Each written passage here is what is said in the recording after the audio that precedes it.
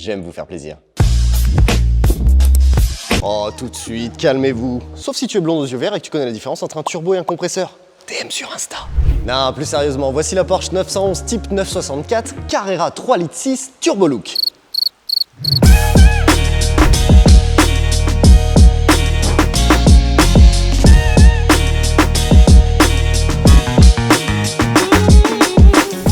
Ça fait peut-être beaucoup pour certains, permettez-moi d'éclaircir la situation. Commençons logiquement. Voici une 911 troisième génération.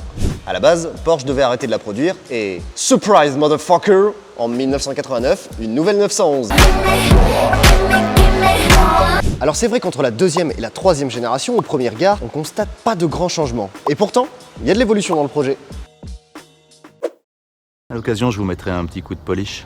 Le plus marquant esthétiquement, c'est les pare-chocs avant et arrière, beaucoup plus sobres. On oublie les gros morceaux de plastique noir ou les bumpers. Mais c'est surtout ici qu'on voit la différence. L'aileron arrière est rétractable. Ah, ce genre de petit tuning, j'aime bien.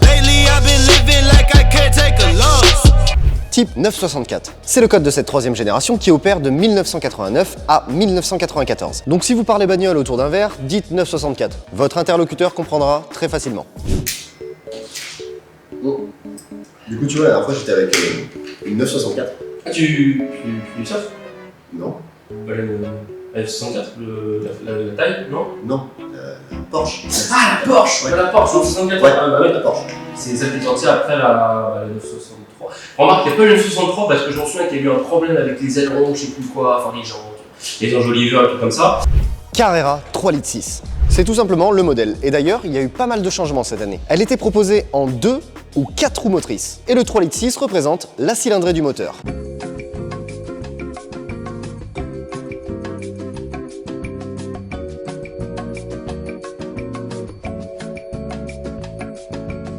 On est chez Porsche, donc on retrouve le fameux 6 cylindres à plat atmosphérique qui développe 250 chevaux. Et pour finir, le Turbo Look. Comme son nom l'indique, le Turbo Look, c'est le fait d'avoir pris la carrosserie de la version Turbo, qui est plus enveloppée, on va dire. Et après, vous la posez sur un modèle Carrera. La seule modification apparente qui n'est pas d'origine, c'est les jantes. Effectivement, c'est des jantes de Porsche 993 RS. Mais ce n'est pas la seule modification qu'elle possède. Je vous en parle tout à l'heure au volant.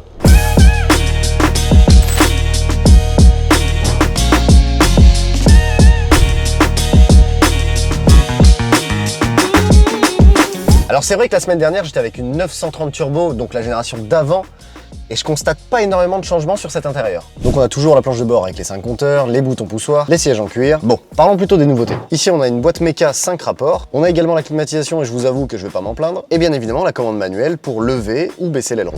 Très pratique quand tu veux tirer un petit tuning devant les terrasses. Certains l'ont sûrement déjà remarqué, mais le volant n'est pas d'origine. Ça se voit car on a les commandes de la boîte automatique Tiptronic alors qu'on a une boîte méca ici. Amis porchistes, rassurez-vous, le volant d'origine est simplement en cours de livraison.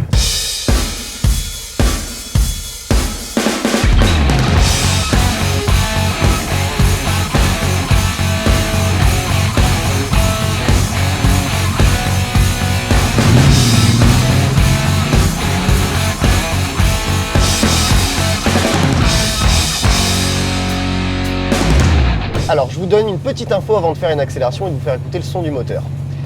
Et bien justement, le moteur est neuf. Alors neuf, il a 3000 km, il a été refait entièrement en Allemagne. Et également, le châssis est préparé. Donc autant vous dire qu'on a une voiture de course d'époque, mais en plus, qui marche plutôt bien.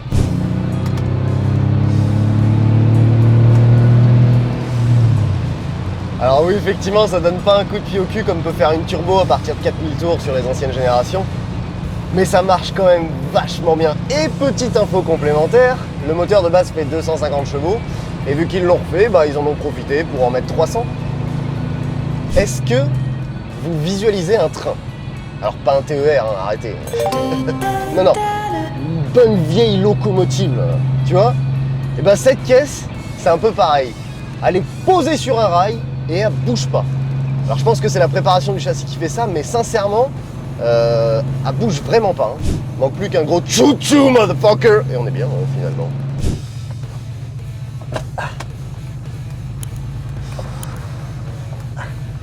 Il y a un faux contact, je suis obligé d'ouvrir ma porte pour ouvrir la fenêtre.